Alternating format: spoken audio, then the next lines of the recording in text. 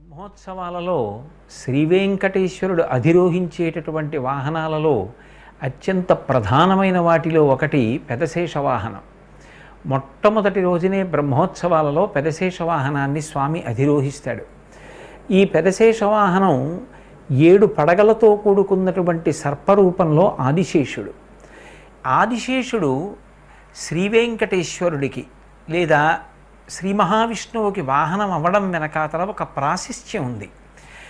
ఒకానొకప్పుడు కద్రువ తన పిల్లలందరినీ కూడా పిలిచి తన సవతి అయినటువంటి వినతతో పందెం కాసింది కనుక ఆ పందెంలో తను నెగ్గడం కోసం ఉచ్చైశ్రవమనబడేటటువంటి ఇంద్రుని యొక్క గుర్రం తెల్లగా ఉంటుంది అని తెలిసినప్పటికీ కూడా ఆ గుర్రం యొక్క తోక నల్లగా కనపడేటట్టుగా చెయ్యడం కోసం తన సంతానమైనటువంటి పాములలో ఎవరినైనా వెళ్ళి ఆ తోక నల్లగా అయ్యేటట్టుగా చెయ్యమని ఆదేశించింది. అలా పందెంలో కద్రువ కానీ గెలిస్తే వినత కద్రువకి దాస్యం చెయ్యవలసి ఉంటుంది. పందెం ఓడిపోతే కద్రువ వినతకి దాస్యం చెయ్యాలి.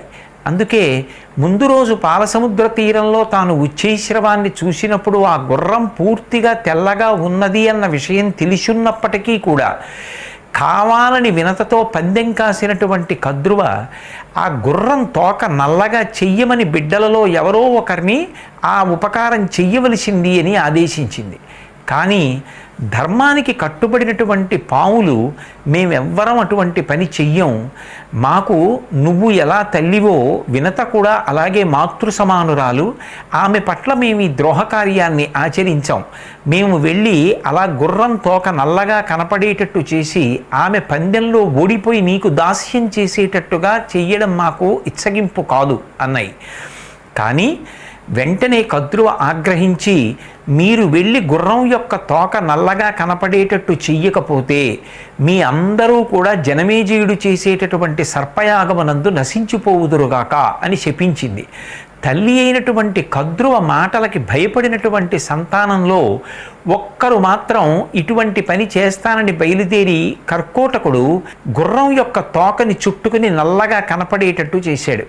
దానివల్ల నిజంగా ఆ ఉచ్చైశ్రవంకి ఎక్కడా నల్లని మచ్చ లేకపోయినా కద్రువ చేసినటువంటి దుష్టమైన ప్రణాళిక వలన నల్లగా కనపడినటువంటి ఆ ఉచ్చైశ్రవం యొక్క తోక వలన ఇప్పుడు వినత కద్రువకి దాస్యం చెయ్యవలసినటువంటి పరిస్థితి ఏర్పడింది.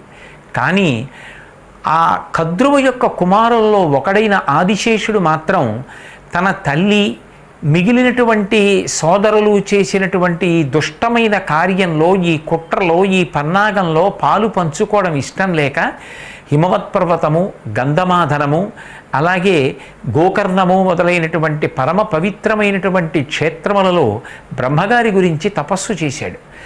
ప్రత్యక్షమైనటువంటి బ్రహ్మగారు నీకేం కావాలని అడిగారు.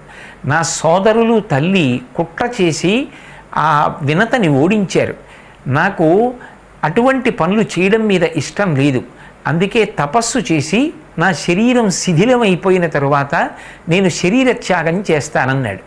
ఆయన యొక్క సత్యనిష్టకి ధర్మనిష్టకి మెచ్చుకున్నటువంటి బ్రహ్మగారు నువ్వు అపారమైనటువంటి ఓర్పు కలిగినటువంటి వాడివి, ఇంత సత్యనిష్ట ఇంత ధర్మనిష్ట కలిగిన వాడివి, అందుకే నీకు వరం ఇస్తున్నాను, నీ తల్లి ఇచ్చినటువంటి శాపం నీకు అన్వయం అవ్వదు, నువ్వు ఈ భూమిని సర్వకాలముల యందు మోస్తూ ఉండవలసింది అని ఆదేశించారు. ఆ కారణం చేత ఆదిశేషుడు తన పడగల మీద ఈ భూభారాన్నంతటినీ కూడా వహిస్తున్నాడు. అలా భూభారాన్ని వహించేటటువంటి ఆదిశేషుడి యొక్క సత్యనిష్ట ధర్మనిష్టకి మెచ్చుకున్నటువంటి పరమాత్మ శ్రీ మహావిష్ణువు తన యొక్క శయనంగా ఆదిశేషుణ్ణి స్వీకరించారు. ఆ తరువాతి కాలంలో ఆదిశేషుడు శ్రీ మహావిష్ణువు యందు కలిగినటువంటి అపారమైనటువంటి భక్తి ప్రపత్తుల వలన ఆయనకి చాందిని అయ్యాడు, ఆయనకి గొడుగు అయ్యాడు. కృష్ణావతార కాలంలో వసుదేవుడు కారాగారం నుంచి చిన్ని కృష్ణుడిని తీసుకెడుతున్నప్పుడు వర్షం పడకుండా పడగలు ఆచ్ఛాదించాడు. అలాగే పాలసముద్రంలో ఆయనకి శయనమయ్యాడు. లక్ష్మణస్వామిగా ఒకప్పుడు తమ్ముడిగా వచ్చి రాముడిగా వచ్చినటువంటి అన్నగారిని అనుగమించి ఎన్నో సేవలు చేశాడు. ద్వాపర యుగంలో అన్నగారిగా బలరాముడిగా వచ్చి కృష్ణ పరమాత్మతో కలిసి ఉండి కృష్ణ పరమాత్మ యొక్క రక్షణ కర్తవ్యాన్ని తాను స్వీకరించాడు.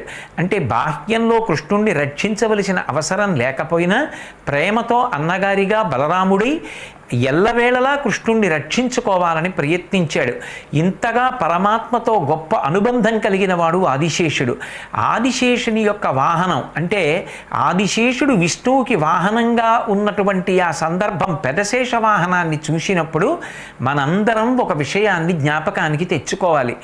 ఆయన యొక్క సత్యనిష్ట, ఆయన యొక్క ధర్మనిష్ట, తల్లి సోదరులు చేసినటువంటి కుట్రలో పాలు పంచుకోవాలనేటటువంటి భావన లేకపోవడం, ఆయన తపస్సు, ఆయన భగవద్భక్తి, ఆయన భగవంతుని యొక్క వాహనము అవడానికి కారణమయ్యాయి.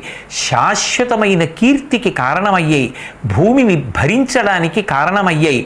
అలా మనందరం కూడా ఓర్పుని, తల్లి పట్ల పవిత్రమైనటువంటి భావనని, ధర్మమునందు సత్యమునందు అనురక్తిని ఏర్పరచుకున్న నాడు భగవంతుడే మనని వాహనంగా స్వీకరిస్తాడు. అంటే భగవంతుని యొక్క అనుగ్రహానికి మనం పాత్రులం కావడానికి నిజమైన మార్గం ఏది అంటే ధర్మమునందు సత్యమునందు నిష్ట కలిగి ఉండడం. అదే రీతిగా పెద్దల పట్ల ఆ గౌరవ భావాన్ని కలిగి ఉండడం, పరమాత్మ సేవయందు తరించాలనేటటువంటి ఉత్తమమైనటువంటి భావాన్ని కలిగి ఉండడం, ఇవి ఆదిశేషుణ్ణి పరమాత్మకి వాహనంగా మలచాయి. ఇవాళ తిరుమల వీధులలో బ్రహ్మోత్సవంలో ఆ పెదశేష వాహనం మీద ఊరిరుగుతున్నటువంటి శ్రీ వెంకటేశ్వర దర్శనం చేసినటువంటి ప్రతి భక్తుడు కూడా ఆ వెంకటేశ్వరుడికి వాహనంగా మారడానికి ఆదిశేషుడు పొందినటువంటి మంచి గుణములు ఏ ఉన్నాయో వాటిని స్మరించి మనలో ఉన్న దుష్టభావములనేటటువంటి విషయాన్ని భగవంతుని యొక్క పాద స్పర్శ చేత విరుచుకుని అమృతంగా మార్చుకుని మనం కూడా అటువంటి ఉత్తమమైన భావములను పొంది మనం కూడా భగవంతుణ్ణి వహించగలిగిన అనుగ్రహమును పొందెదముగాక అని ఆ శ్రీ వెంకటేశ్వరుని యొక్క నిర్హేతుక కృపాకటాక్ష వీక్షణ కొరకు ప్రార్థన చేద్దాం. బ్రహ్మోత్సవాలలో శ్రీ